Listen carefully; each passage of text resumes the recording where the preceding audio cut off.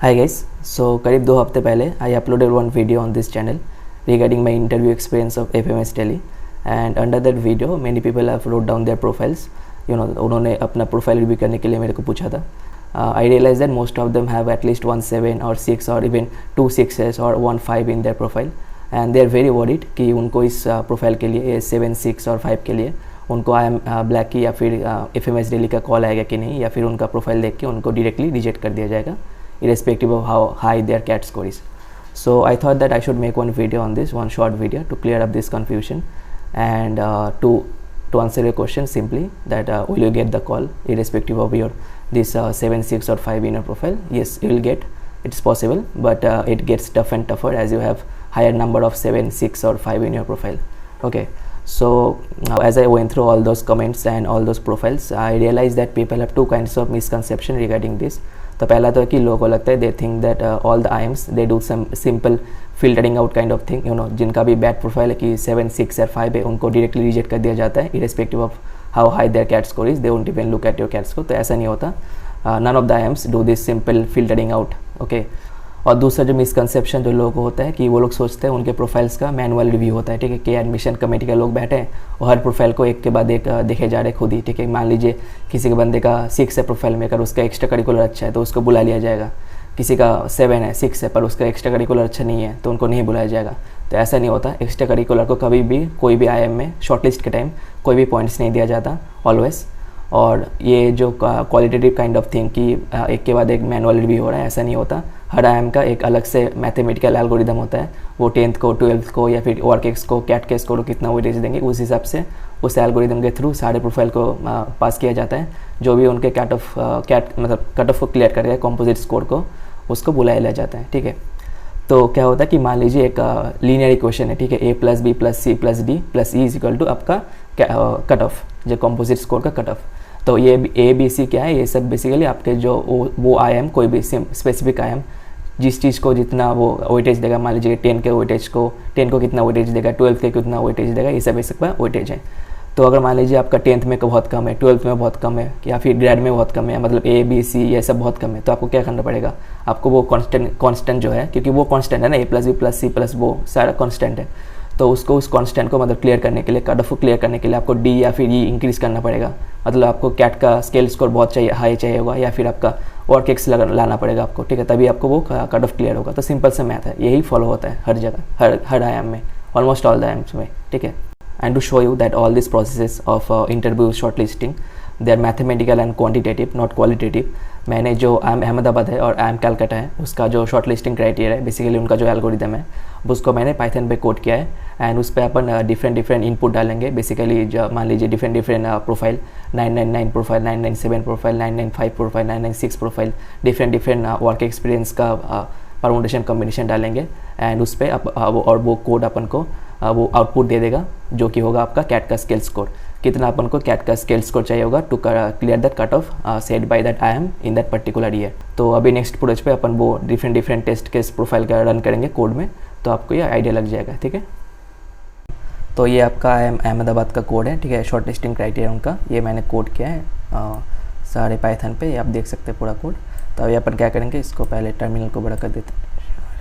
हाँ, ठीक है, तो अभी अपन इसमें डिफरेंट प्रोफाइल डालेंगे. ठीक है, टेस्ट केस डालेंगे. तो पहला मैं डाल रहा हूँ 999 प्रोफाइल. ठीक है, 999 प्रोफाइल प्लस आपका 36 मंथ का एक्सपीरियंस. ठीक है, तो इसको रन करते पहले. हाँ, तो पहले अपन से कैटेगरी मांग रहा है, इस पर डाले नो नॉट PWD मेल. उसके बाद 10% 91 लेते हैं. उसके बाद 91, उसके बाद आपका 91, बस बेसिकली 90% से ज़्यादा बेसिकली, इसलिए मैं 91 ले रहा हूँ. उस 90 के ऊपर कुछ भी हो. 36 मंथ्स. उसके बाद साइंस. ठीक है, उसके बाद एकेडमिक, जैसे देख सकते हैं डिफरेंट एकेडमिक कैटेगरी है अहमदाबाद के लिए. तो इंजीनियरिंग आपका AC4 में आएगा, AC4. तो ये देख सकते हैं पूरा आपका डिटेल्स आ गया, कितना आपको स्केल स्कोर चाहिए होगा कैट में. तो ये स्टेज 1 स्टेज 2 क्या है कि बेसिकली आईएम अहमदाबाद के लिए 2 स्टेज होता है, स्टेज 1 स्टेज 2. तो अगर आपका मान लीजिए कि आपका CGPA ग्रेजुएशन का वो आपका 20% में है, जितने लोग भी अप्लाई किए हैं आईएम अहमदाबाद में, तो उसके टॉप 20% में तो आपको स्टेज 1 में लिया जाएगा। तो किसी भी कारण से अगर मान लीजिए आपका टॉप 20% में नहीं है, उस कट ऑफ को क्लियर नहीं कर पाया ग्रेजुएशन का, तो आपको स्टेज 2 में कंसिडर किया जाएगा। तो बेसिकली वही चीज़ है। तो देख सकते हैं कि स्टेज 2 का थोड़ा कम है कट ऑफ, क्योंकि जो टॉप 20% उसको हटा के फिर बाकी कंसिडर किया जाता है। तो अभी देख सकते हैं कि अगर आप 2024 में लिखते कैट तो आपको इतना चाहिए होता 103.73। अगर आप लास्ट ईयर लिखते तो आपको 90.65 चाहिए होता स्कोर, ठीक है, क्योंकि आपका लास्ट ईयर का पेपर थोड़ा डिफिकल्ट था कंपेयर टू लास्ट ईयर। तो अभी ये हो गया। अभी नेक्स्ट टेस्ट केस पे चलते हैं। नेक्स्ट करेंगे अपन 999 प्रोफाइल प्लस 0 मंथ का वर्क एक्सपीरियंस, ठीक है।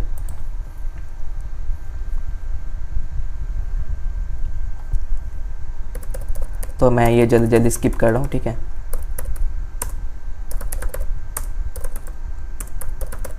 ठीक है, तो अभी देख सकते हैं यहाँ पे कि आपको जैसे कि कंपेयर टू लास्ट केस जहाँ पे आपका 36 मंथ का वर्क एक्सपीरियंस था, यहाँ पे 0 है, तो आपको स्केल स्कोर ज़्यादा चाहिए होगा। तो सिंपल सी बात है, ठीक है। तो अभी नेक्स्ट पे चलते हैं। नेक्स्ट टेस्ट केस आपका रहेगा 995 प्रोफाइल, मतलब आपका ग्रेजुएशन में 5 है, 5 CGPA है, और आपका 0 मंथ का वर्क एक्सपीरियंस। तो अभी ये डाल के देखते हैं क्या होता है, ठीक है। तो मैं इसे फिर से स्किप कर रहा हूँ जल्दी से।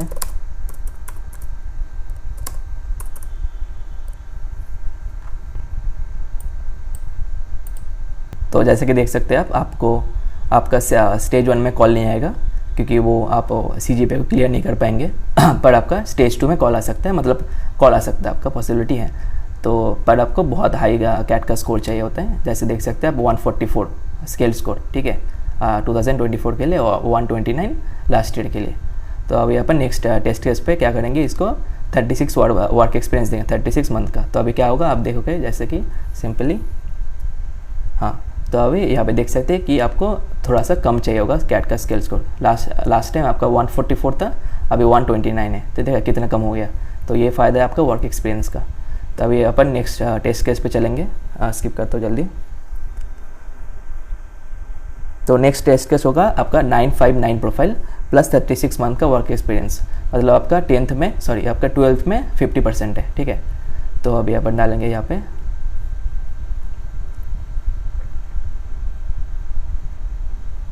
तो अभी आप देख सकते हैं यहाँ पे आपका स्टेज 1 भी फेल कर रहा है, स्टेज 2 भी फेल कर रहा है, मतलब आपको कॉल नहीं आएगा। क्यों हो रहा है, यहाँ पे दिख रहा है आपको C2 फेल कर रहा है। तो C2 क्या है, बेसिकली अहमदाबाद का एक C2 बोल के एक कंडीशन होता है, C1 C2 C3 C3 तो आपको मैंने एक्सप्लेन कर दिया कि ग्रेजुएशन वाला, और C2 बेसिकली क्या होता है कि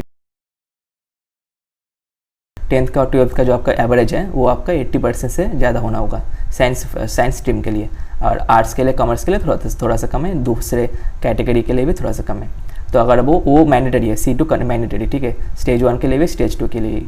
अगर आपका नहीं हो रहा तो आपको कॉल नहीं आएगा, या जैसा कि आपका 969 पे भी नहीं आएगा, क्योंकि आपका 9 + 6 तो आपका 75 बन रहा है, वो भी नहीं आएगा, ठीक है, उससे भी कॉल नहीं आएगा, क्योंकि वो 80% वाला क्लियर नहीं कर पाएगा। तो अभी अपन चलेंगे 979 प्रोफाइल प्लस आपका 0 मंथ का वर्क एक्सपीरियंस, ठीक है। तो मैं जल्दी से डाल देता हूँ यहाँ पे। तो जैसे कि आप देख सकते हैं यहाँ पे आपका दोनों पे ही कॉल आएगा, मतलब स्टेज 1 पे भी कॉल आ सकता है, अगर बाई चांस मिस हो जाए तो स्टेज 2 पे भी कॉल आएगा। क्यों, क्योंकि आपने 9 आपका CGPA तो क्लियर हो गया, आपका 90% है, और आपका जो 7 है वो मेड अप हो रहा है आपका हाई स्केल स्कोर से, मतलब कैट का स्केल स्कोर से। आपको चाहिएगा 132 और 117, तो इतना चाहिए होगा। तो अभी अगर इसमें अपन वर्क एक्सपीरियंस डालें, मतलब 36 डालें, तो ऐसे करते हैं अपन अभी। तो देख सकते कि आपको थोड़ा कम चाहिए होगा अभी कैट का स्केल स्कोर 117,103, ठीक है। तो मैंने ये आपको अहमदाबाद का दिखा दिया। तो अभी अपन चलेंगे कैलकाटा के लिए, कैलकाटा का एल्गोरिथम पे, ठीक है। तो ये हो गया आपका कैलकाटा का एल्गोरिथम, उनका शॉर्ट लिस्टिंग क्राइटेरिया। तो ये सबसे ईजी है, ठीक है, देख सकते हैं एकदम ही ईजी है। बस आपको 10th 12th नो ग्रेजुएशन, आपका क्या बोलते हैं उसको, कैट का स्कोर एंड आपका जेंडर पॉइंट्स, बस ये 4 चीज़ लगता है। अभी इसमें एक पहला टेस्ट केस डालेंगे, कि इसमें 2 ही डालेंगे, ज़्यादा नहीं डालेंगे। पहला डालते कि 71% 61%, मतलब आपका 10th में 71% था और आपका 12th में 61%, और जेंडर मेल। तो डालते हैं अभी। तो ये देख सकते हैं आपका आ गया। आपको अगर लास्ट ईयर मतलब 2024 का लिखते हैं तो आपको 171 चाहिए होता, इतना चाहिए होता, ठीक है, क्योंकि आपका प्रोफाइल बहुत ख़राब है, 7 और 6 है। और अगर लास्ट 2023 का लिखते तो आपको थोड़ा कम चाहिए होता, क्योंकि उस टाइम का बहुत हार्ड था पेपर, ठीक है। लास्ट का डेटा अवेलेबल नहीं है, इसलिए मैंने 2025 का नहीं किया। तो अभी अपन तो देख सकते दोनों ही पॉसिबल है। तो थैंक गॉड कि आपका ग्रेजुएशन ये लोग नहीं लेते, कि मान लीजिए आप ग्रेजुएशन और भी कम होता तो और भी ख़राब हो जाता, ठीक है। तो नेक्स्ट टेस्ट केस हम डालेंगे और भी ख़राब, और भी बदतर, ठीक है। 51%, 51%, मतलब 10th में 51%, 12th में 51% और जेंडर मेल। तो डाल के देखते हैं। हाँ, तो आ गया ये, देख सकते हैं कि अगर आप 2024 का लिखते हैं कि लास्ट टू लास्ट ईयर, तो आपका इम्पॉसिबल था आना, क्योंकि आपको 204.38 स्कोर लाना होता, जो कि आपके मैक्सिमम स्कोर ही आपका 204 है, तो उससे ज़्यादा तो नहीं होगा।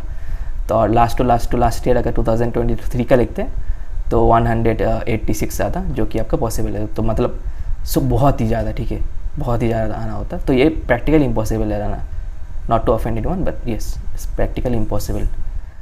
तो ये हो गया आपका आई एम कलकत्ता और आई एम अहमदाबाद का, ठीक है। तो मैं ये जितने भी टेस्ट के आपने देखा, तो वो शायद मैं एक एक्सेल शीट पे डाल दूँगा, और भी डिफरेंट टेस्ट केस अगर मेरे को टाइम मिला तो मैं डाल के एक्सेल शीट पे लिंक में नीचे दे दूँगा डिस्क्रिप्शन में।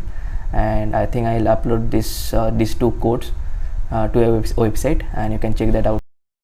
मैंने अभी आपको दिखाया कोड के थ्रू कि इवन इफ यू हैव 17 और 2 6s और 1 5 in your profile, you are still alive, your case is not dead, okay, so don't feel hopeless। तो 2 तरीके से आप कम बैक कर सकते हो, या तो आपको कैट का स्कोर मैक्सिमाइज़ करना पड़ेगा एज मच एज पॉसिबल, और you have to get 1 work experience. अगर दोनों ही कर लो तो बहुत बढ़िया, ठीक है। सो डोंट बी सैड, थोड़ा सैड हो सकते हो, आप क्या कर सकते हो, आप 10th 12 हो गया, ग्रेड हो गया, आप तो कुछ उसको चेंज नहीं किया जा सकता ना, ठीक है। तो अभी कैट पे फोकस करना होगा, और आपको वर्क एक्सपीरियंस अगर ला सकते तो बहुत ही अच्छा। और एक चीज़ मैं सोच रहा था कि ये जैसे मैंने आई एम अहमदाबाद और आई एम कलकत्ता का जो उनका जो एल्गोरिदम, उनका जो शॉर्ट लिस्टिंग क्राइटेरिया है, उसको मैंने कोड किया है, तो मैं ये बाकी आई एम के लिए भी कर दूँ, ब्लैकी और FMS के लिए, और वो मैंने एक वेबसाइट पे डाल दूँ, ठीक है। तो आपको बेसिकली उस वेबसाइट पे जाना होगा, अपना प्रोफाइल डालना होगा, और आपको वो वेबसाइट आपका कितना स्केल स्कोर चाहिए कैट में वो दे देगा। तो आपको बेसिकली एक आइडिया रहेगा कितना स्कोर करना है आपको। तो अगर आपको ये चाहिए होगा तो ही आप नीचे कमेंट करो कि आपको चाहिए। अगर बहुत सारे लोगों को चाहिए होगा, बहुत सारे कमेंट आएंगे उस चीज़ को लेकर, तो ही मैं बनाऊंगा इसको, क्योंकि मेरे को बनाने में टाइम लगेगा ये, ठीक है। तो मेकर में नहीं बनाऊंगा मैं, और ये मैं बोलना था आपको। और हाँ, आपको all the links you can find in the description, कि आपका अहमदाबाद और कलकत्ता का ऑफिशियल शॉर्ट लिस्टिंग क्राइटेरिया, फिर आपका जो एक्सेल शीट का लिंक, या फिर आपका जो कोड जो मैंने किया उसका भी मैं शायद डाल दूँगा, पता नहीं मेरे को अभी। एंड तो यही बोलना था। And all the best, you can subscribe if you want, if you don't that is also fine. See you in the next video. Bye.